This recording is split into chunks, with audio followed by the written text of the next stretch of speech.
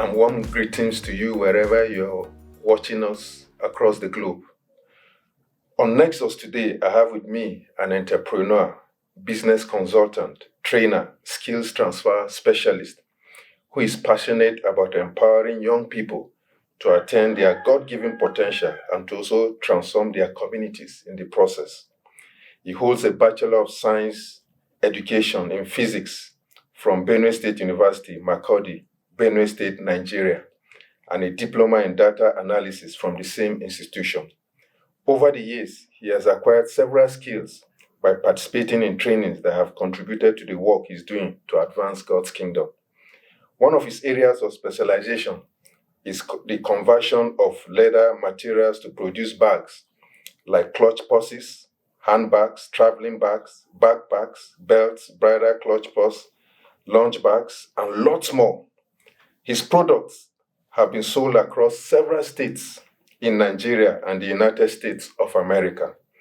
He has a factory and training center located in Jos, Plateau State, Nigeria. In the last 3 years, he has carried out several community development trainings in his area of specialization in some states of Nigeria, with over 800 persons benefiting from diverse skills acquisition programs. He's married to Dorothy, and they are blessed with 3 children. Please, let's welcome John Ochika, Chief Executive Officer, Make Your Time Handy Enterprises, located in Jos, Plateau State, Nigeria. You're welcome. Thank you, sir. Yeah. Thank you, sir.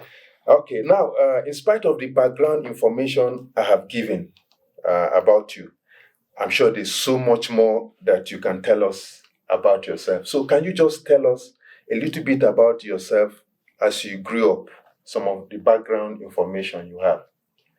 Okay. Good day, viewer.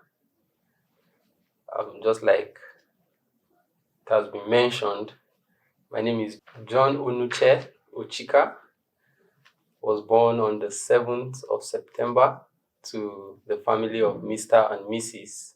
Unekuojo Sunday Ochika. And I went through, I'm number 2 amongst 4 of my siblings. And I hold a BSc Ed, just like have been mentioned, in physics, a double honor precisely. And I'm a Christian. Give my life to Christ 2006 September, precisely in Equa Good News Church. That's the location where I gave my life to Christ. And it has been wonderful. The experience has been really wonderful. So that's the only thing I would like to add to all the other things that have been mentioned. That you already know now. Okay. So, yes, sir. All right. So, can you tell us a little bit more about your experiences as you grew up as a young person, and where that happened particularly? Okay. While growing up, it will surprise you to know that I started business when I was in primary school. Wow. I discovered a need. I discovered that most of the people around my environment normally send me as a child in Nigeria. They just call you, come please, hey, get this for us, come get this for us. We have some visitors, please can you get some drinks for them and all of those things. So one day I spoke to my mom. I said, I would want to begin to sell some of these drinks that people send me to go and buy. Wow. So she was like, okay. So I got some money, bought a crate of mineral, kept in the house. Then I went around notifying all the people who normally send me that I now have the drinks at home, just in case you have visitors and you want to give them something. So my entrepreneurial skill came alive since when I was a child. So I began to notice challenges, needs, and then proceeded to see how I could solve them. That went all the way even to my university level, where I was, in fact, I was a multi-talented person. I was doing a number of businesses, even as a student. And then I was also fully engaged in the work of God, because I was also the president of the fellowship, JCCF, Joint Campus Christian Fellowship. And one of the things that moved me was because I wanted to see how brethren could be, the body of Christ could be encouraged financially.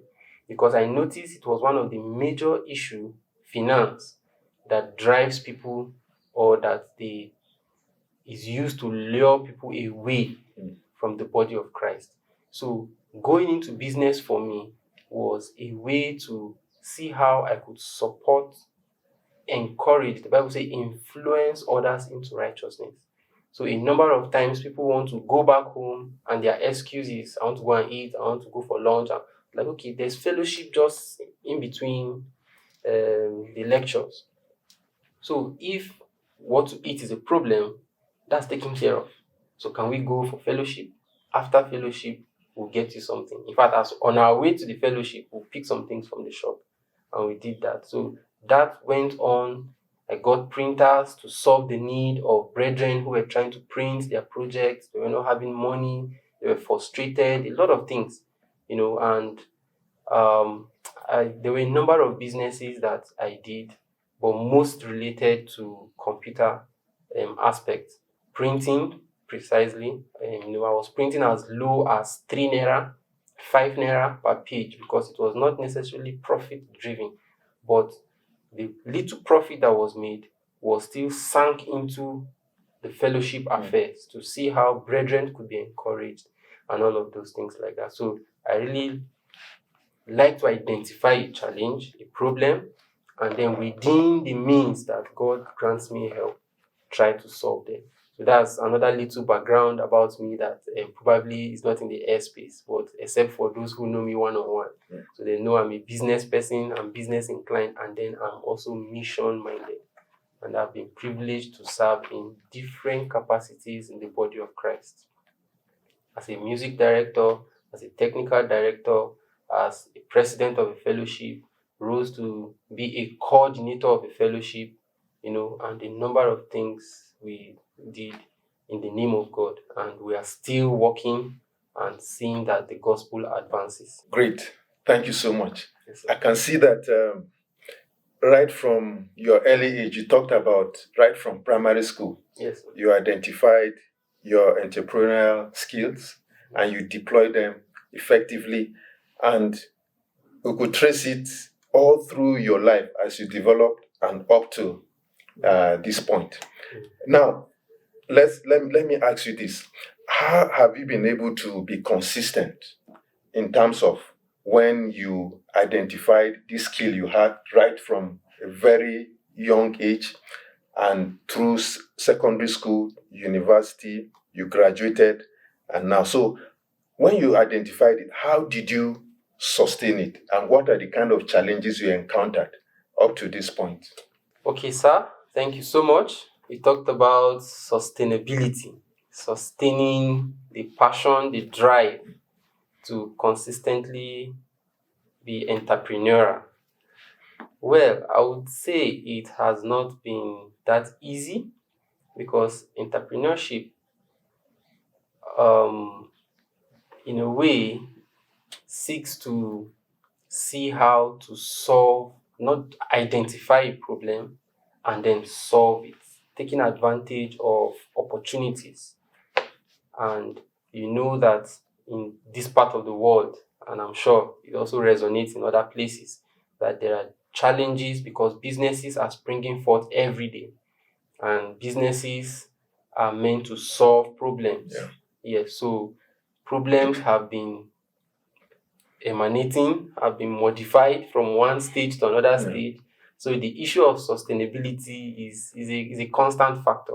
So the issue now is, what were the challenges faced in trying to meet up with sustaining the drive to be entrepreneurial. And one of the challenges is resources. Resources to meet the need as at when you should. And I started from when I was in the primary school. If I were not having the resources to buy the crate of mineral, then it would have died down. When I went to the university, I noticed a lot of people have issues, especially final year brethren. It was resonating in most of the prayer points. Please pray for me. I'm in final year. I was like, what's this about final year that makes it look as if you need a bank in terms of resources? So there were like projects, you need to print, you need to do this, you need to photocopy, you need to do analysis and all of those things like that. So I was like, okay. I now asked myself the question, what is the current need now? As at then, the need was to print their copies, their projects in 4 copies, 5 copies, and some of them in 50s, 80 pages, and it's a huge amount of money as at then. So I now told myself, okay, what do I need to solve this problem? I needed a printer, and I was not even having a laptop. So the goal for me then was to get a printer. And I mobilized, I called several people, family and friends, please, I need some money. In fact, at some point, I used part of my school fees to buy a printer. And then I kept in the office. And I told brethren that, okay, I have a printer now. And in the market, you print for 20 naira. You print 20 naira. If you are printing in large quantity, they could collect 15 naira. If you have a good relationship with them, they will collect 10 naira. And I said, okay, I will do my own printing at 5 naira. So a lot of brethren were able to find succor. Their needs were met. And to be very honest, I was still making some profit. So I was able to get the printer, started printing. So all what they needed to do was just to bring their laptop, connect it to the system, to my printer, and print. So I needed not to get a laptop because I noticed that a number of them had laptops. So when they printed, they paid me the money. In fact, I was able to save and bought my first laptop with my money from printing 5 naira. In fact, some are even printed as low as 3 naira.